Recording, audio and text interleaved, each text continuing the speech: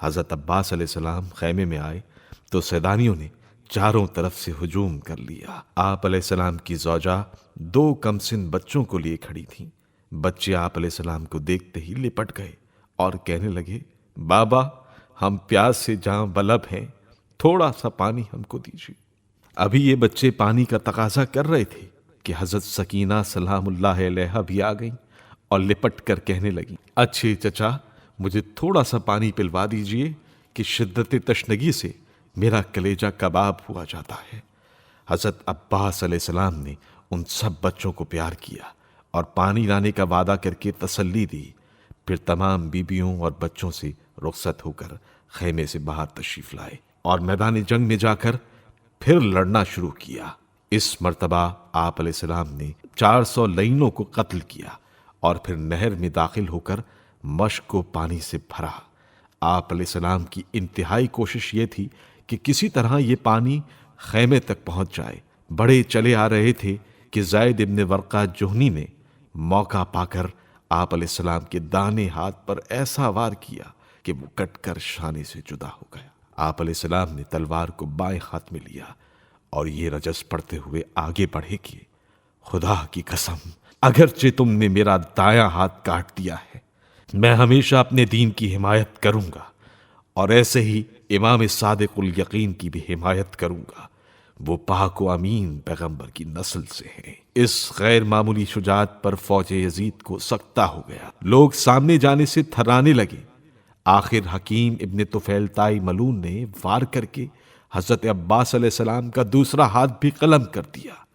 دونوں شانے قلم ہونے کے بعد علمدار حسینی نے مشکیزے کا تسمہ اپنے دہن مبارک میں لیا اور یہ رجس پڑھتے ہوئے آگے بڑھے کہ اے میری جان، کفار سے خوف نہ کھا، تجھے رحمت خدا کی بشارت ہو، تو اس پیغمبر کے ساتھ ہے جو سید و مختار ہے۔ دشمنوں نے ظلم کر کے میرا بایاں بازو کاٹا ہے، پروردگار انہیں آتش دوزخ کا مزہ چکھا۔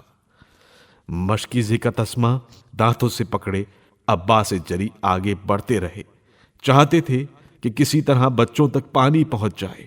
افسوس ہے کہ آپ کی یہ آرزو اس مرتبہ بھی پوری نہ ہوئی اور ایک ملعون نے مشک پر تیر مارا جس سے سارا پانی بہہ گیا۔ حضرت عباس علیہ السلام نے ایک آہ سرد سینہ سے کھینچی، آنکھوں تلے اندھیرا چھا گیا۔ اسی اثنا میں ایک شقی نے پیچھے سے آ کر سر پر ایسا گرز مارا کہ آپ علیہ السلام تیورا کر گھوڑے سے گر پڑے اور آواز دی، فرزند رسول میری مدد کو آئیے۔ یہ آواز سنتے ہی حضرت امام حسین علیہ السلام نے اپنی کمر ہاتھوں سے پکڑ لی اور فرمایا، اب حسین کی کمر ٹوٹ گئی اور راہ چارہ مسدود ہو گئی۔ حضرت امام حسین علیہ السلام فوراً اپنے بھائی کی طرف روانہ ہوئے۔ بمشکل تمام وہاں پہنچے تو دیکھا علی کا شیر خاک پر پڑا دم توڑ رہا ہے۔ امام حسین علیہ السلام نے آپ کو چھاتی سے لگا لیا اور زار زار رونے لگے۔ حضرت عباس علیہ السلام نے حسرت بھری نگاہ سے امام علیہ السلام کے چہرے کو دیکھا اور دم توڑ دیا۔ بھائی کا دم نکل گیا بھائی کی گود میں۔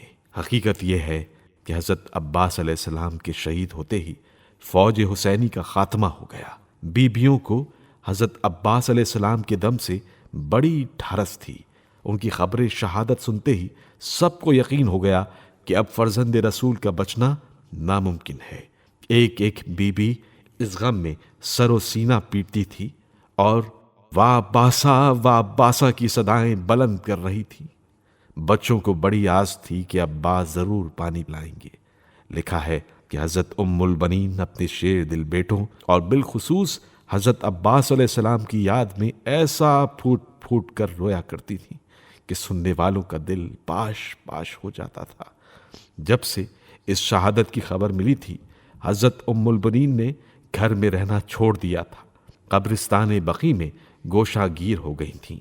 ہر گھڑی رونے اور آہو فغاں کرنے سے کام تھا۔